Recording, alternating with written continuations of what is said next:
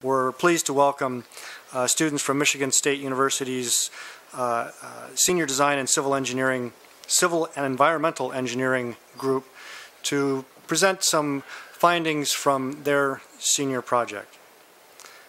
Please, welcome. All right, well, thank you. Well, first off, I left this somewhat technical, so I'm going to move quickly.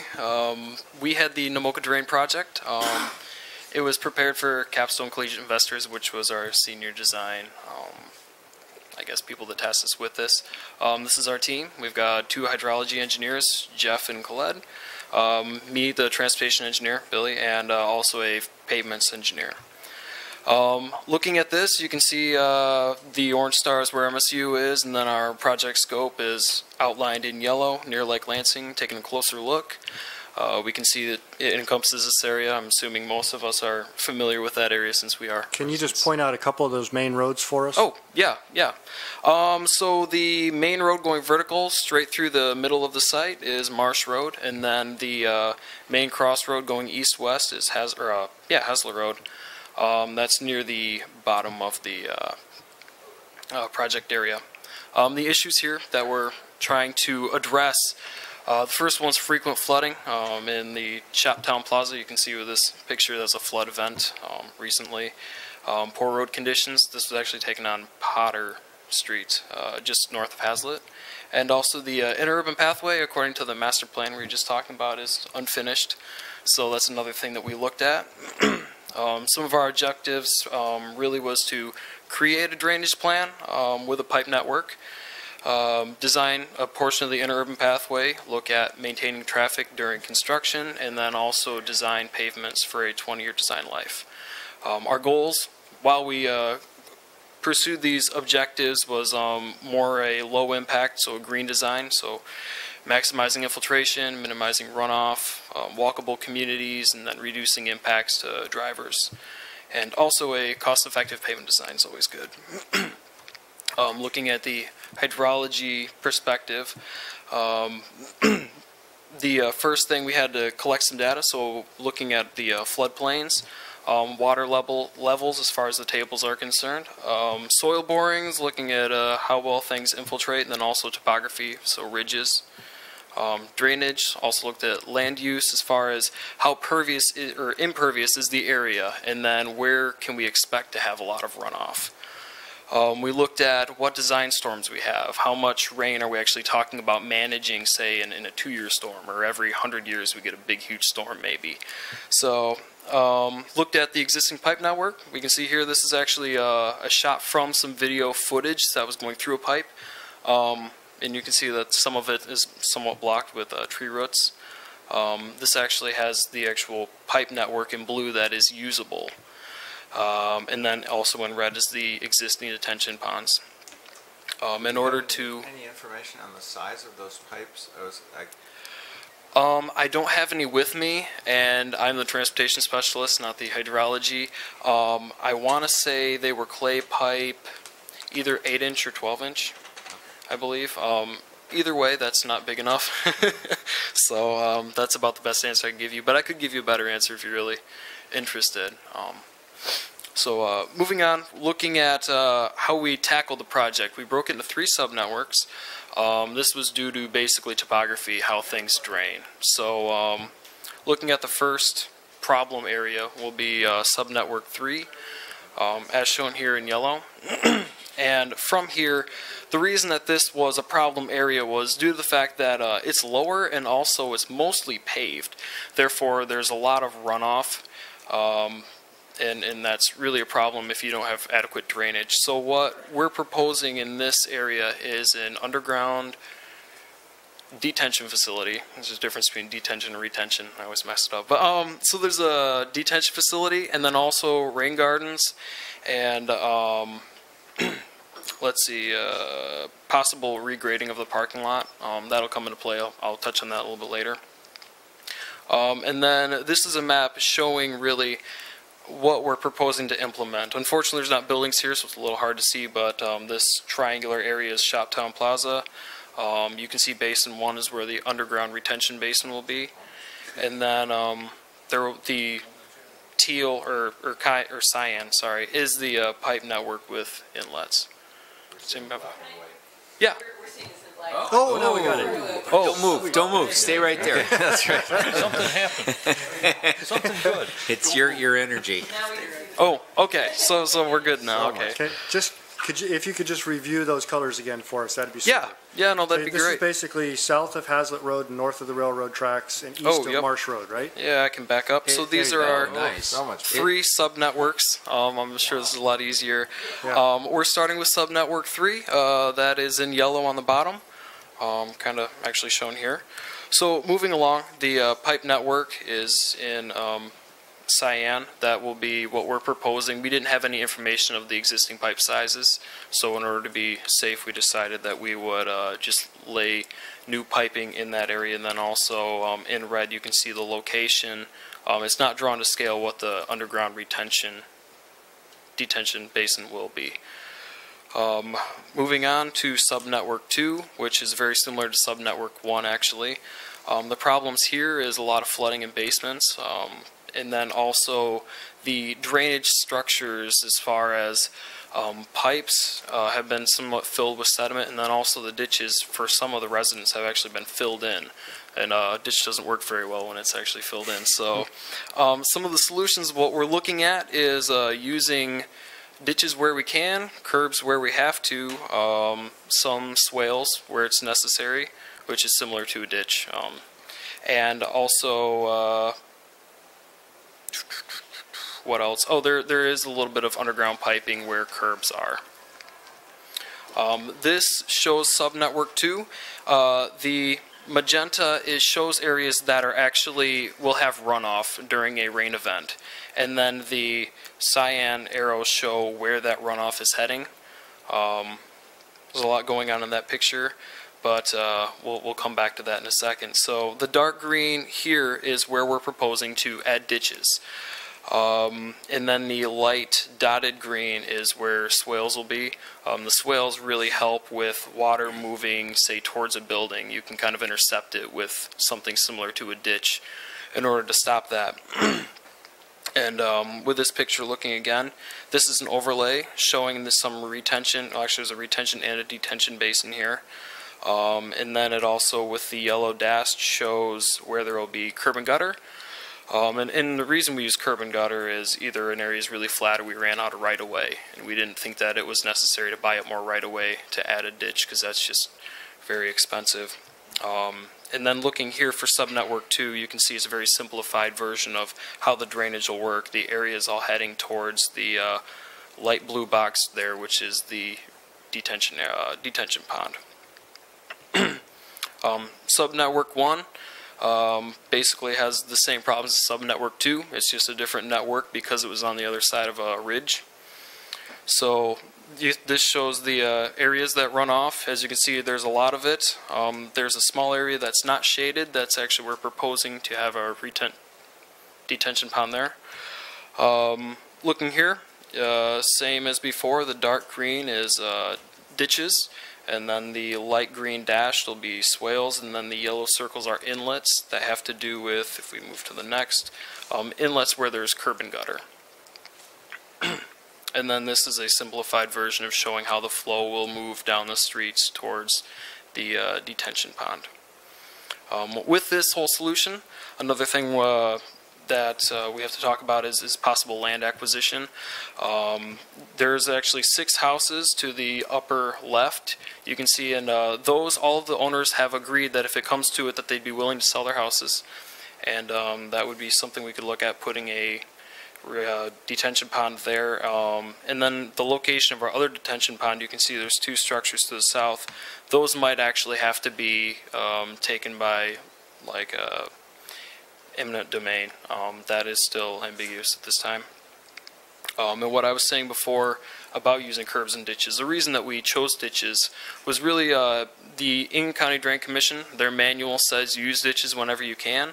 It's better for green design. It allows for distillation of particles and infiltration. It's more cost effective because we got to realize that people are paying for this out of their taxes, and then also it's more functional, generally speaking, in this area. And then curbs were necessary where there was a very flat slope or in places where there wasn't enough right-of-way on each side of the road. And then these are some cross-sections to show generally what it would look like in a section where there's a culvert or a ditch section, say. I think we'll only have enough time for a little bit of transportation, unfortunately. But I got the path, and don't worry. This is the 5-year master plan we were actually talking about just before this. This line in yellow right here shows the segment that we were tasked with designing a portion. So moving on, this is basically a screenshot of what Water Pulse is proposing as the Interurban Pathway. So there's a few key points. It goes under the Marsh Bridge there. It crosses Hazlitt Road, and then it ends as a boardwalk. That's like a bonus we added there. We'll get to that. So the first thing is a pedestrian bridge. It's really something to talk about. In order to go under or around the Marsh Road area, either we had to come at grade or we had to go under the bridge. It was found that it'd be better to go under the bridge, though we did have to actually raise it up in order to get a wide enough walking surface.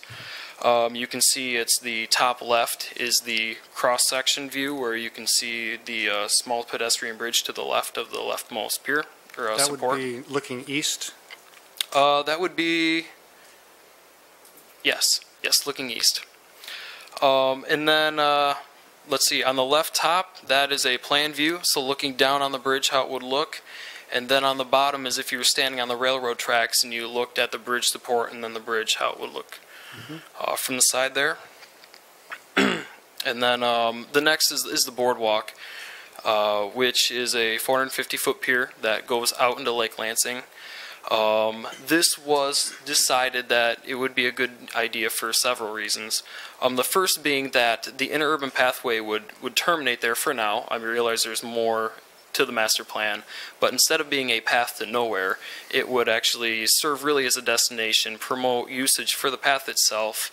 It was in a study done in 1982, I believe it was 82, where residents were saying that they would like pathways but also resting areas where this would be a great place to put benches, promote activities in the community such as catch and release fishing, and then, I mean, we have Lake Lansing, so why not capitalize on it and have, you know, some kind of overlook, my opinion. And then so we've got the side view, plan view of the pier. If anybody has been to Hawk Island, that's what the canopies are supposed to look like. They have some there. If anybody gets that reference, I'm not sure. But moving on, in order to do this thing, we'll have to have some land acquisition here also. The Vision Collision Auto Body Center, their parcels, which are listed here, we'd have to reclaim about 8,700 square feet out of those two parcels. That would be necessary to go through this section. You can see they're hatched, those two parcels.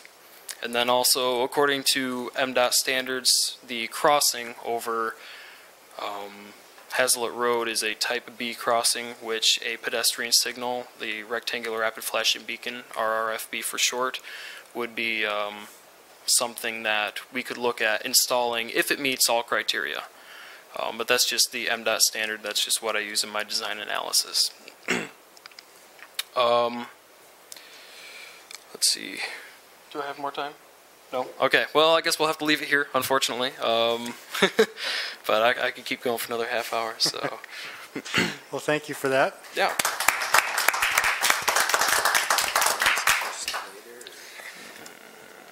I think you have several presentations you wanted to do?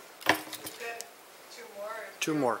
Let's hold questions if we could until we get through the presentations, and then we can hit questions all at once. Is that okay? If that's okay with you. Hi everybody, we have a different project. This could have been put on an easel, but you'll just have to squint at it. That's our site plan. While I get this loaded up, my name's Anna Strong. I was one of the students that was on the Hazlitt Village Square project. So I'll try, it was really hard to get a semester's worth of work into a 50-minute presentation, and then I had to get that into a 10-minute presentation.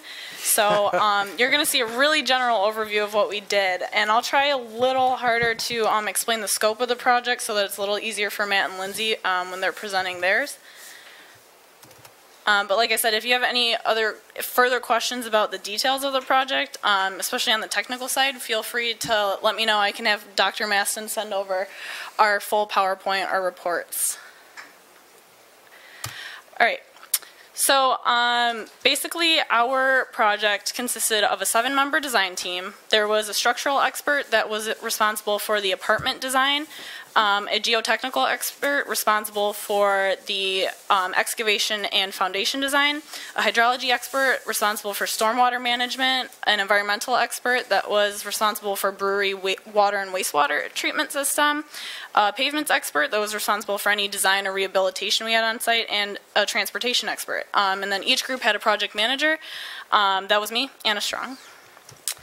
So our scope area of Hazlitt Village Square is a 29-acre site in Hazlitt, Michigan. It's at the southwest corner of Hazlitt and Marsh Roads, and you can see it outlined in the yellow boundaries on the screen.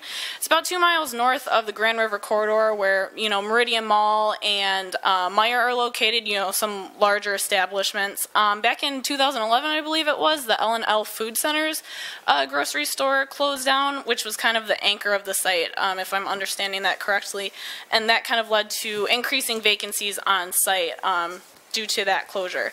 So you'll also see south of the site is Raby Road, which is an abandoned unpaved road, as well as a cleared area where 2 abandoned houses exist.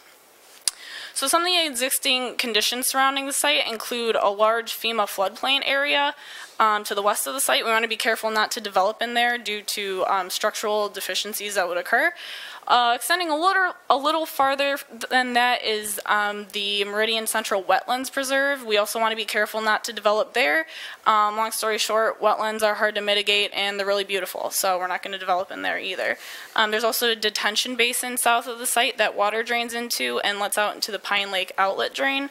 You'll see along the south border of the site there is the Grand Trunk Western Railroad, and running right along that is the Interurban Pathway, which is a paved pathway that's shared by pedestrians and cyclists, as we discussed in Billy's presentation. Right now it ends at Marsh Road.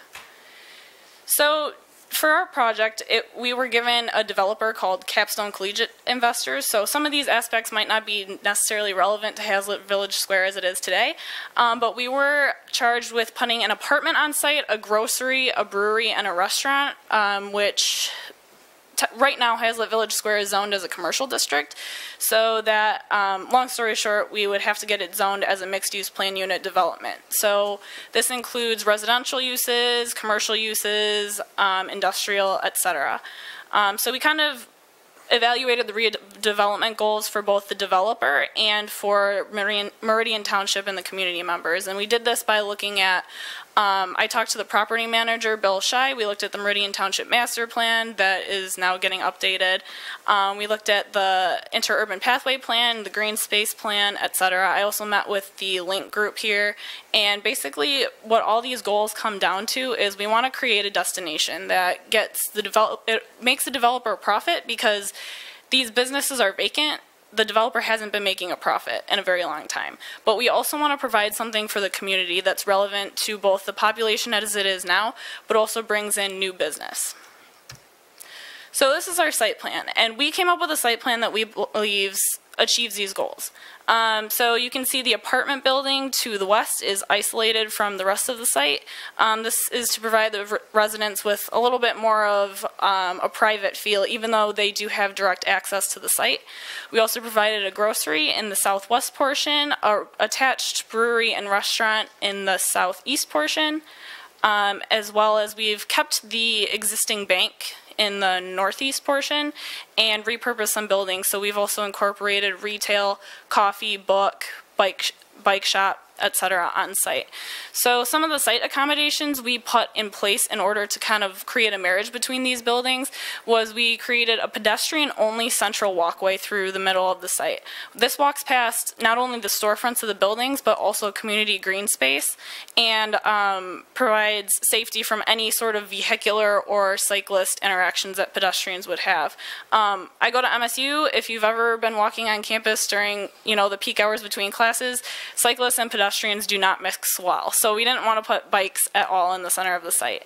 We've also kept traffic at the perimeters of the site as well as parking, and we've extended the Interurban Pathway to go around the site up to Hazlitt Road. So the current detention basin as it is a dry basin, and it doesn't exactly meet the stormwater requirements for the site. So we've extended it into a wet pond basin to make it a little more aesthetic, but also provide for the stormwater needs of the site, and we've created a pedestrian bridge that goes over this detention basin as well. So to highlight a bit of the buildings that we thought were really important as part of the scope were the grocery store, which we've reinstated in the previous grocery store building. This was not only convenient, but it was also expressed by Meridian Township officials as highly recommended. We've also said that it could be an organic specialty grocer. If you've ever been to Horrocks, that's a great example of what we think could compete with larger businesses down on Grand River and bring in business to this site. We've also incorporated a green roof on the roof that's made of vegetable planters, so this can kind of create a garden on the roof, but also, especially since we live in Michigan, during the wintertime, it can be easily removed. The brewery and restaurant we decided to incorporate together. The brewery is a 50,000 square foot brewery with a 100,000 barrel per year production capacity of beer.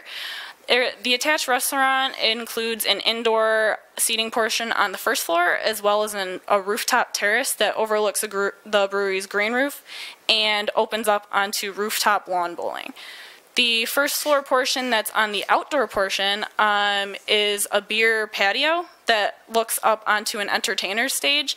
And this patio was placed adjacent to community green space so that if you're not 21 and able to enjoy delicious alcohol like the rest of the adults, you can still enjoy whatever entertainment comes to the site. The apartment building houses about 160 residents, and it has designated underground and perimeter parking. Like I said, we isolated it to the west to give the residents kind of a more private feel, as well as kept it really far from the railroad tracks, but it still has direct access to the site. Another important thing to point out in our project is that the fourth floor overlooks the brewery and grocery store green roof, so it increases property values for the developer. Some low impact design elements that we incorporated on site to minimize stormwater runoff include green space, the green roof on the brewery and the grocery store.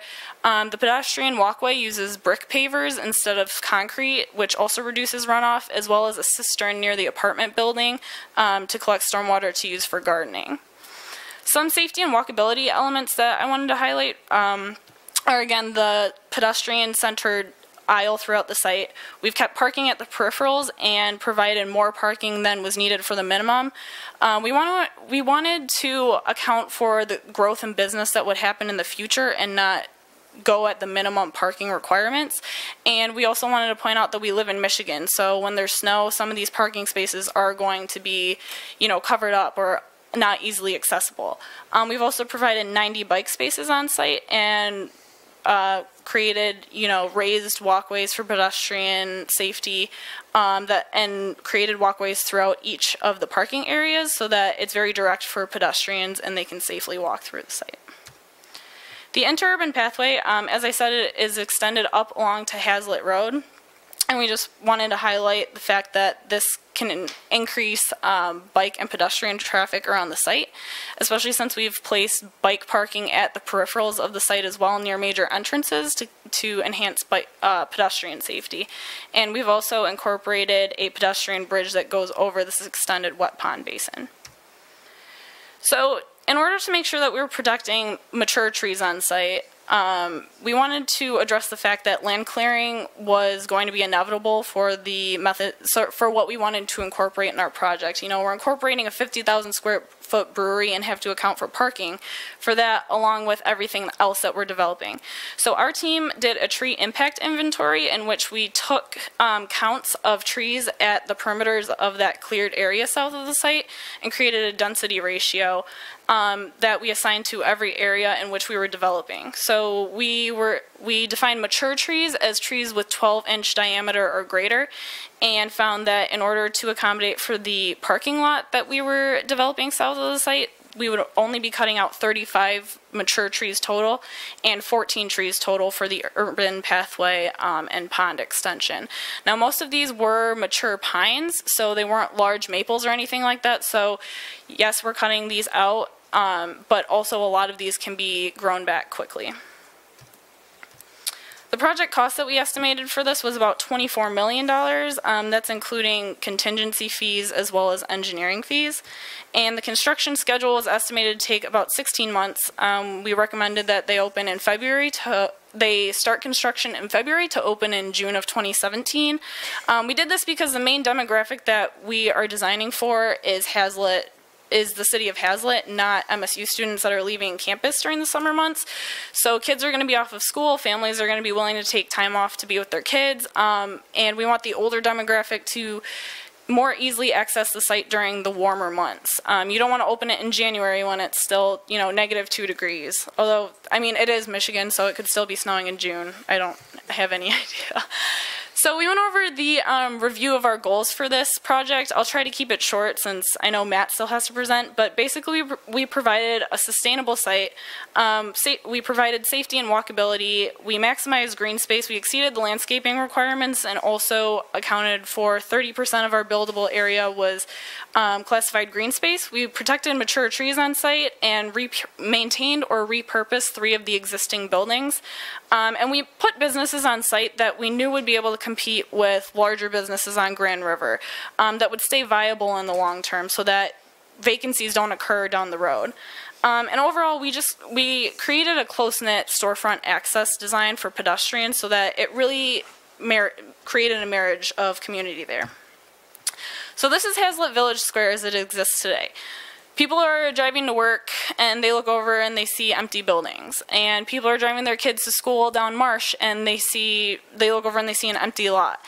And what we've done is we've created a site that people would be able to go to as a destination. That, you know, if you're grandparents and you want to take your kids to dinner, you can go to dinner at the restaurant and then head over to ice cream. If you want to get your bike fixed, you can drop it off at the store and then go hang out on the rooftop of the brewery for some lawn bowling. For all you husbands with wives that like to shop, you can head over to the retail spaces, and then when she tells you how much it's going to cost, you can head over to the bank. So we created a place that people aren't just going to go to for one thing and leave. You know, they're going to come and enjoy themselves and be able to call this a place that they're proud to have part of their community. So if you have any questions for me, feel free to ask Dr. Masson. I'd love to forward you our full presentation. Like I said, this is an hour-long presentation combined into 10 minutes. So I could, like Billy said, I could talk about this for a very long time since I cried over it all semester. So thank you, guys. Thank you.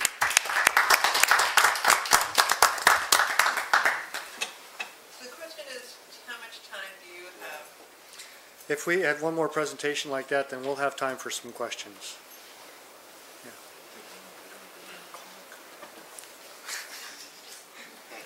Yeah, what time is it? Why don't I just post this? 7:40.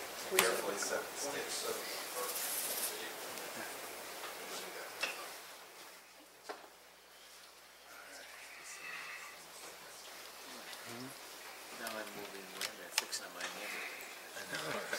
They're planning it.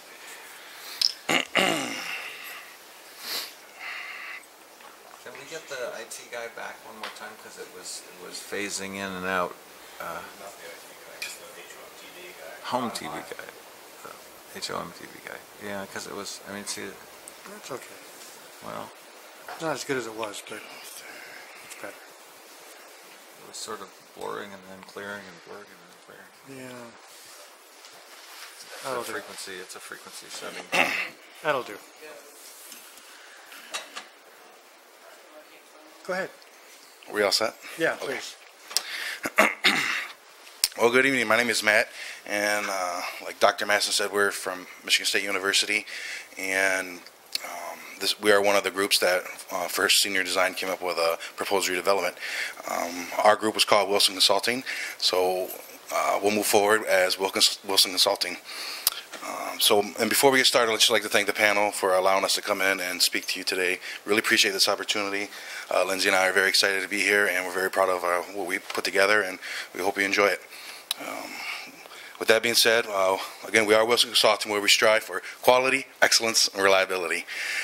We prepared a proposed development for the proposed engineering design for the proposed redevelopment of Hazlitt Village Square. Before we get started, we do some introductions of our team. Unfortunately, only two of us are able to be here. Again, my name is Matt, and I was the project manager. And my name is Lindsay Pedersen, and I was the transportation specialist for the project. Thank you. And just I'll do a quick overview of what we're going to cover this evening.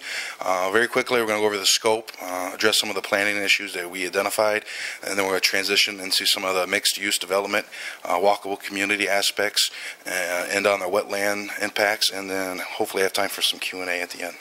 So let's get started. So the scope, our objective was to develop a preliminary engineering design that incorporated a mixed-use development, including a residential building, a new grocery store, a restaurant, and a brewery. The site location, as we all know, is in Hazlitt, Michigan, within Meridian Township, at the crossroads of Hazlitt Road and Marsh Road. Currently, the site sits on roughly 29 acres, as previously stated. There are 38 storefront properties, and 22 of which are vacant. So as part of our initial planning, we really wanted to delve into the Meridian Township Master Plan, Meridian Township Green Space Master Plan, and Meridian Township Bicycle and Pedestrian Master Plan. Really felt it was important to incorporate the goals, objectives, and vision of Meridian Township into the building blocks of our foundation for our design. And some of the goals we were able to extract from those documents, some of the key goals was, number one, we wanted to maximize green space. Number two, we wanted to preserve natural resources. And number three, we wanted to create a walkable community. So moving forward, we identified also that the zoning needed to be, the current zoning was commercial, and it needed to be rezoned to the mixed-use planned unit development, the MUPUD, so that we can incorporate the walkability of the project. So here's our proposed here's our proposed site plan layout. Like I said, we really wanted to create an environment where people would want to gather for commerce, entertainment, and recreation. A place for the whole community, like Anna mentioned, a place where the whole community could gather. So early on in the early decisions that we made was that we wanted to push all the buildings out to the perimeter of the site along Hazlitt Road and Marsh Road, and create for two reasons. Number one, to create an aesthetically pleasing view for passerbyers. And then number two, we also wanted to open up the property to the south and to the west. There's beautiful wetlands, there's beautiful mature trees and whatnot of the property that we really feel the existing layout is really hiding. I was actually there today driving on the property before I came to this meeting, and just driving the property, all the buildings just hide all that beautiful nature. And so those were the two aspects we originally wanted to, in the original planning, that we wanted to do. And plus, it also opens up the property and we wanted to create a central hub, not only for the community but also within the site itself. And we'll talk about that in just a moment. So let's take a walk around the property and talk about the mixed use. So part of our scope was design a 4-story building with 4 levels of residential living. we really wanted to capture the mixed-use living. So, for instance, in structure 2, as you see, first floor, we decided to go with 2 residential buildings. The first structure, structure 2, the first floor we designated for parking, and then second through 4th floors we designated as residential living apartments. And then in structure 1, the first floor we designated for 6 units of retail storefront, and then the other half of structure 1 as our grocery store. And then similarly, floors 2 through 4 would be designated as residential living. So it really encompasses that mixed-use feel as the apartments are pushed all the way to the road as close as possible. So as we move east, we come into our restaurant, where we really envision our restaurant to have encompass a rooftop patio feel, kind of like the Blue Water and the Mayfair down the road. And also we want to design the restaurant to have ample patio space. And as we head south, we come to our brewery, and we made sure that to create a brewery layout in order for the production to warrant a wastewater treatment plant, which was part of the scope of the environmental engineer. And I want to clarify the wastewater treatment plant is really a pre-treatment wastewater treatment plant, and that within the scope of the environmental engineer, like I just mentioned, he was within his scope. He was to design all that, and so we have all the details provided for that. So, which brings us, if we head west over to our, again, like I said, our central hub, where we truly just want to create a site that brings people together for the community, but also within the site, a focal point or a courtyard feel, as we like to call a central hub, where all the sidewalks lead to and funnel down into the back lot, which now Lindsay will talk about the walkability aspect of that. So part of being the transportation specialist is to not only consider vehicle and motorized trips, but also to consider pedestrians as well and how they're going to move throughout the site. So as part of walkability, we have created a sidewalk that runs along the entire perimeter of that roadway that goes on the edge of the site, as well in front of all the storefronts, the restaurant, the brewery, and the dog park. And from there, we also have crosswalks that make it easily accessible throughout parts of the site, especially on that southern portion with the brewery, wastewater treatment plant, and dog park. And we have the pathway on the central hub that has a crosswalk that leads down to our off-road corridors, our ORCs. So it's an extension of the Interurban Pathway.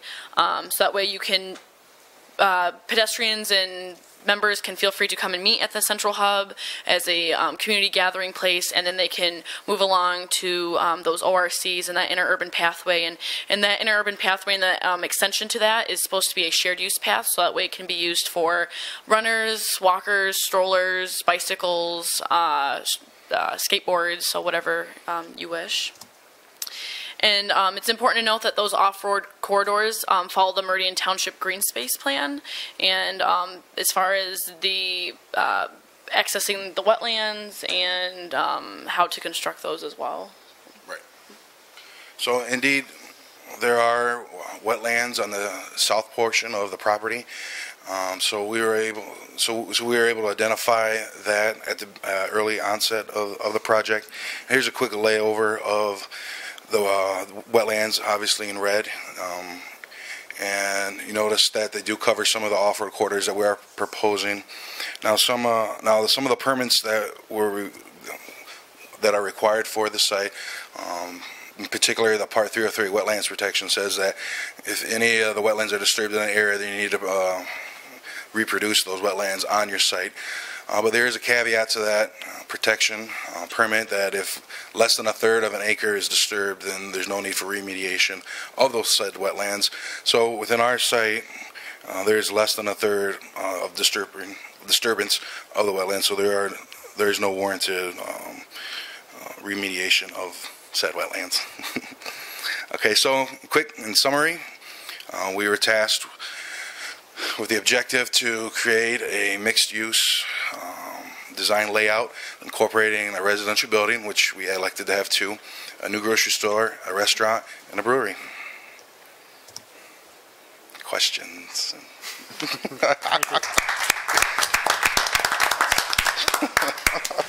I wonder if it might make sense to take questions first on the first project, since these last two are basically the same site. Sure. Maybe if we were to look at the first one first, that would help us get through. Sounds good. Oops. Oop, don't know what happened.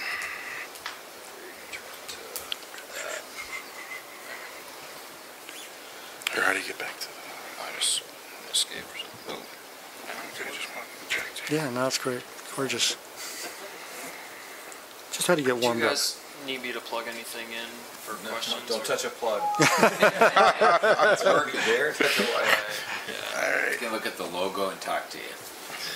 All right, I gotta turn off my power button.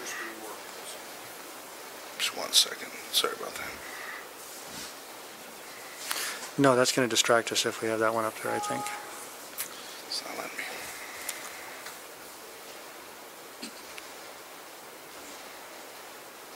Let's just leave it alone. Thank you. Yeah. Right. I have a question. It kind of maybe pertains to all of the teams, but yours in particular because I happen to be personally involved with the issue that you talked about first, the drain. Right. Are you working with, I mean, this was a school project, I understand Yes. that, but have you actually been in discussions with the Namoka drain, as you're probably well aware, is in fact being designed by somebody right Yes, now, and LSG. besides the drainage district, or drain commissioner, there's a consulting firm that's working on it. Have you been in touch with them, and are you sharing your ideas? And Yes. To put it, I guess lamely, yes. The water resource specialist met with LSG Engineering, Greg there, 3 times, I believe. And then he provided us with actually quite a bit of information to base our designs off of, and helped kind of troubleshoot our design. And the retention basin, I think it's sub-unit 3, Right. under the ShopRite Yes, thing. yes. That's buried under the, I mean, the design is to be buried underneath the pavement, is that Yes. correct? And how much of the surface would that take? And I ask that just because there's an issue with a concern by the owner of that, because you can't build on top of that, a retention basin. Right. So how much does that take, or does it go under the street? Are you designing it under the street or under the parking lot, or what? The thought was with that to have it underground. They actually did this in Ann Arbor. It's a concrete structure similar to a tank that's actually underground, where the top of it would be paved and it would just be parking where you wouldn't even know it was there after it was constructed. You can't build on top of it other than a parking lot. Right. Correct. Right. Yeah. I mean, you can pretty much do anything with engineering if you want to pay enough, but I don't know if that would be a great idea to. But it's right along the road, and Yes. how large of a gallons, or what would the That was the dimensions next be? slide, actually. It'd be done in 3 spaces to make sure there'd be enough parking during construction. There was a 7,300 square foot print, and then a 68, and then a 4,000, a little over that. Generally speaking, the in front of the Shoptown Plaza where there's that parking, it would take up most of that area. Oh, it would. So it is a good size. Okay. All right. And one other thing, I'm sorry. Yeah. I hate to ask these real fine details, Oh, but no, one other fine. question. And there was I think you called it it's a drain you were proposing to go basically off of Shaw Street behind my condominium complex, and then north towards the lake, if you recall that. Can you turn your slides back on? Is that- Yeah, well, yeah, I can bring those up. Well, maybe that would make it easier. Right. The general question, though, and you could probably answer this, is there are certain small retention areas within this drainage district already, one of which happens to be behind the condo complex I live in. And I'm curious, are you incorporating those little retention basins into kind of your design? That would be, let's see, here? Is that, It's not coming up, unfortunately. oh, yeah. Oh, there we go. Okay. Yeah, it's on the, well, you see there's a U-shaped group Right. of buildings. That's the complex. And there was a drain that you showed be going behind there and then heading north. There it is. Oop. I'm just wondering, there is a retention Oh, yeah, basin yeah. there. If that kind of drain is to be incorporated within some kind of retention basin, it would go through the basin and then drain out. Is that contemplated, or was that part of your thinking? Or You're talking about the light green dash? yes, And yes, that's a swale, so it's really to just stop overland flow. oh, no, I'm sorry. I meant actually not the. I think it's actually a ditch. Isn't it the? Yeah, it starts there and goes behind the buildings. You had the cursor on the right place before, Oh, but so- north of the group of buildings. Here? Yes, that. Oh yeah, that's a swale. That is a So, swale. Oh, okay. All right. Just for overland flow. I'm not the hydrology expert, unfortunately, Oh, so okay. I wouldn't be able to answer that. Okay. Well, um, thanks. Wondering what's going to happen to our pond back there. Right. Sorry, personal Any interest. other It's questions? gone, and I sold my condo. So I had a question about, I was a little bit unclear on understanding how your vision of the interurban connecting, you said something about connecting it across via vision collision, and I needed a little clarification on that. Yes. All right. So, looking at this area, most of Can you put it in actual display mode? yes. Oh, dang. Oops. Well, I tried.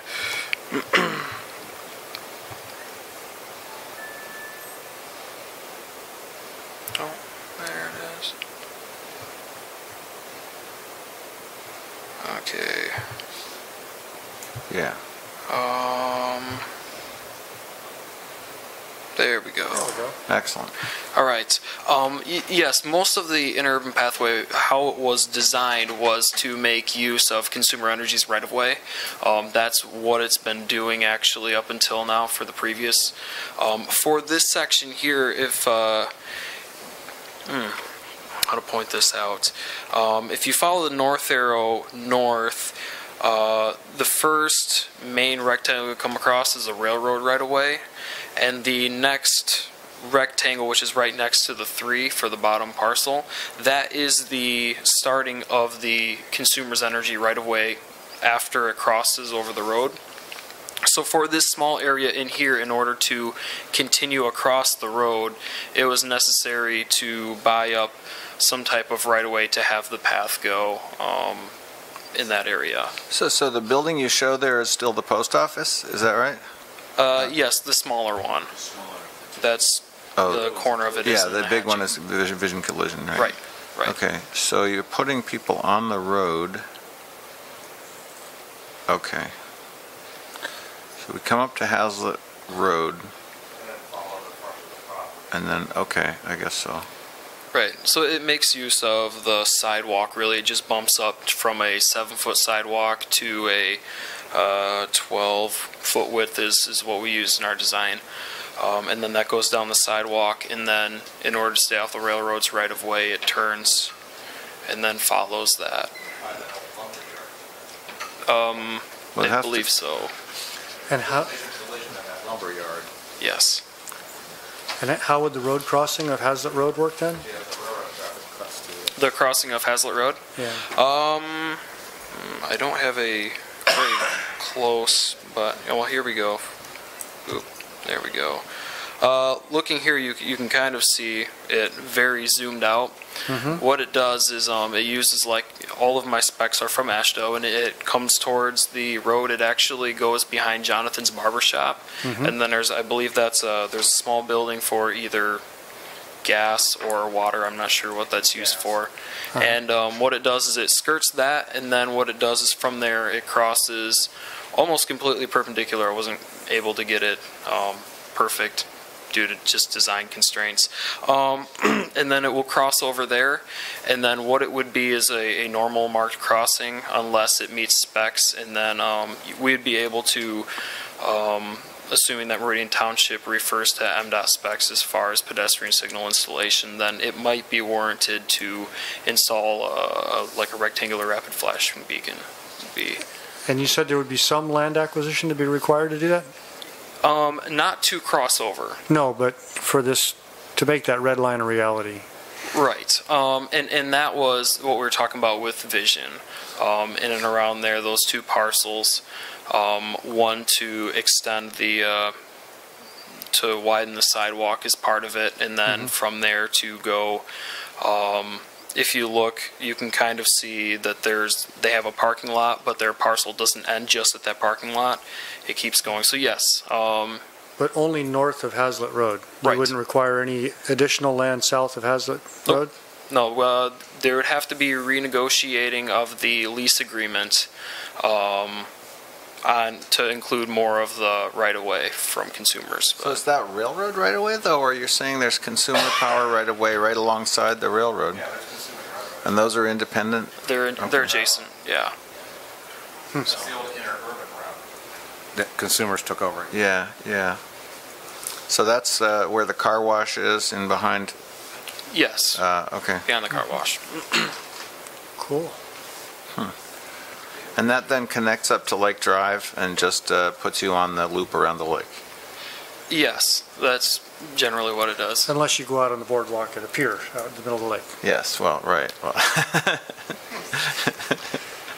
well, there used to be a club in the middle of the lake. Let's not get too far. All right, any other questions, comments for this project proposal? Great, thank you very much. I'm sure we've got other questions for the other teams. All right.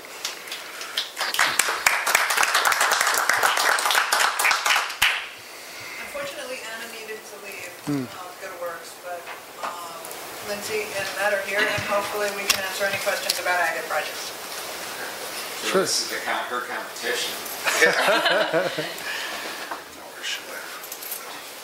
Did you? So I did have one question. So both of you have had breweries. It wasn't clear to me whether a brewery was an assignment or a brewery was just a good idea that therefore appealed to both teams. Yeah, it was a part within the scope of our project as academia is concerned.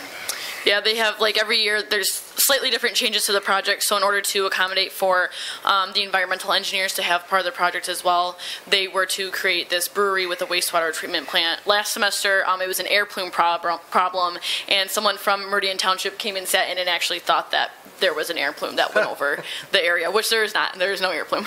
But yeah, that was just, we know that it's probably not realistic to actually put a brewery in this area, but that was just, yeah, part of the project. Wait, why do you think that? Wait, no.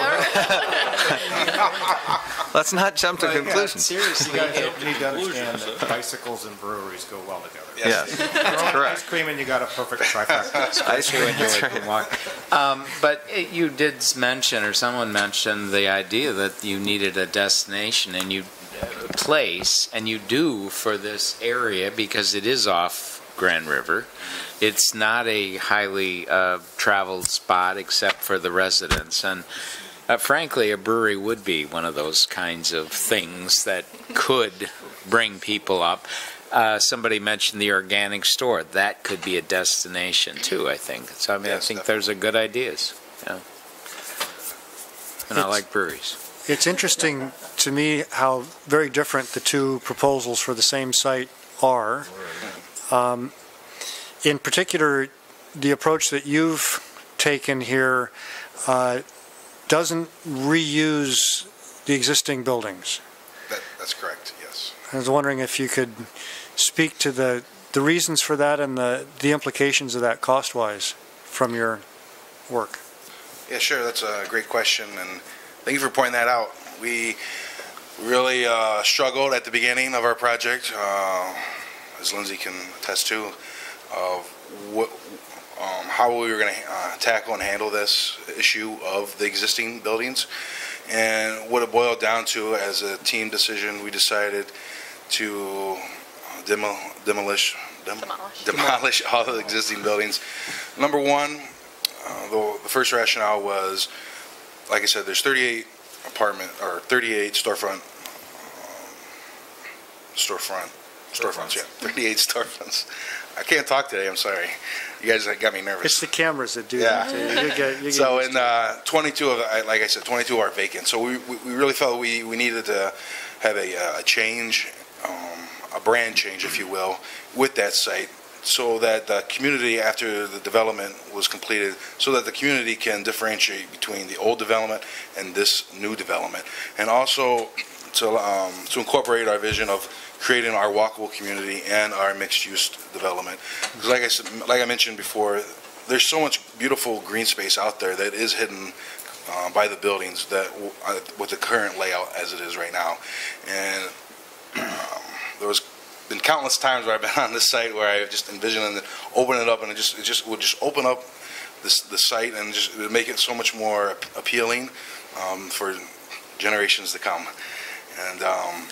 And also we did factor that into our financial cost analysis at the end, which I didn't include in this presentation. I didn't feel that was warranted. But again, Dr. Masson can forward you our 50-minute PowerPoint presentation along with our report if you would like to see that also.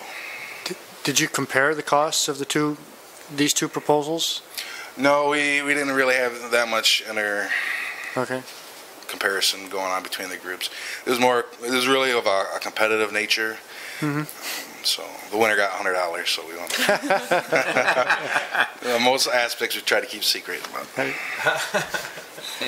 it's beer money, so. Similar question I asked the other gentleman. Have you been in contact with any developers that are expressing any interest, or the owner of the facility now? Yeah, that's a good question. Yes, actually, our environmentalist specialist that isn't here today, he was able to contact the current property management team, and so he was able to speak with them and get some information about what's existing. And like I believe Anna mentioned in her presentation, there are 2 residential buildings sitting on the back part of the lot that are vacant, and so. Are those along Raby Road? The Raby Road-ish. They call it a Raby Road, but it's like the extension of Raby Road. Right? Yeah, it's like I think it's an abandoned road. Yeah, abandoned part of Raby Road. Yeah. Okay. And then, of course, we did multiple beer tours and to learn about the brewing process, and we had a lot of fun. School related only. Yeah, school related. So, a lot of research in that. Right. I had a question about the dog park. I was trying to look at the scale at the bottom. I'm not good at visualizing how big this would be. Or do you have like an acreage of what? It's an issue that comes up in this community a lot, is dog parks, big ones or small ones. I was just curious as to. Yeah, that's drawn to scale. Within a 1/80 scale, but that is 1,500 square feet. Okay. And then also we have 2 proposed pavilions on the back lot there. Okay. They're the orange, or not the orange, but the red, the PA and the PB. And again, that's also to assist in the walkability of incorporating the off-road corridors with the existing urban pathways to provide more of a service for the community, really, and also for the residents on the site that will live on the site. Like Lindsay mentioned earlier, for bicyclists, pedestrians, or walkers, or whoever wants to utilize the pathways. Okay. South of this property, there is the topography changes and goes down, Correct. Dips. Is that where like the dog park and the wastewater treatment plant is? Is that? I mean, does that have to be? Are you changing the topography there, or you'd have? We made sure that we designed everything is above that ridge. There's a natural ridge. You notice the ORCs, they kind of go around that ridge. Okay, so everything's So on, there's that L. it's on the existing level of the earth.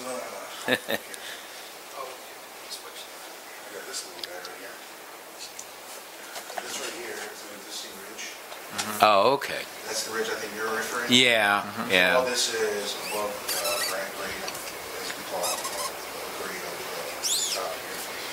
And then this is where it tips down, and that's why there's a wetlands. Okay.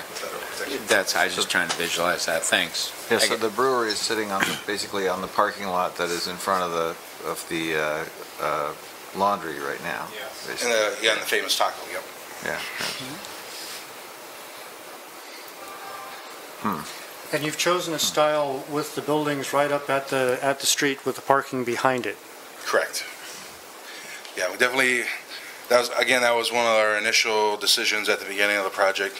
We really felt like we wanted to create that interurban feel where like for instance, the Hamptons of the Meridian are on the Meridian, on Hagedorn and Mount Hope. They have their buildings pushed all the way up to the sidewalk, and that was really our inspiration for our project. And there's some other key structures within Meridian Township also. For instance, on Trowbridge, they're building those new apartments upward to the road, and also in Lansing, there's a lot of development where they're up to the close to the road as possible kind of feel, and having it being mixed use with retail or commercial on the bottom, and then residential above it. So that was really our inspiration for that design, as well as the goals, objectives, and vision of Meridian Township. Cool. Any other questions, comments, proposals, reviews?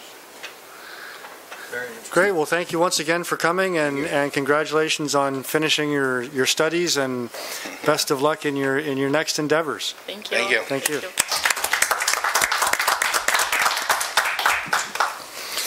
We should comment that Dr. McConnell and I did some site visiting, and we were a little late because Famous Taco is too slow. So I hope that brewery is going to be a little quicker.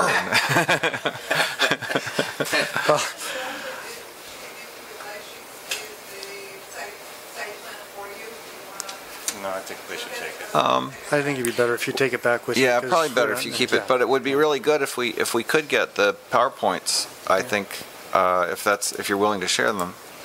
I don't know if that's acceptable to you guys, but it's always We put that online. with permission. Yeah, we'll put them online if they email. With permission. Yeah. I mean, these are academic products, so you have to think about it. Right, no, I understand, sure. But if you want to share it. Well, I would point out that I'll send it to me and then I'll send it. super, Okay. super. Thank you. Thank you.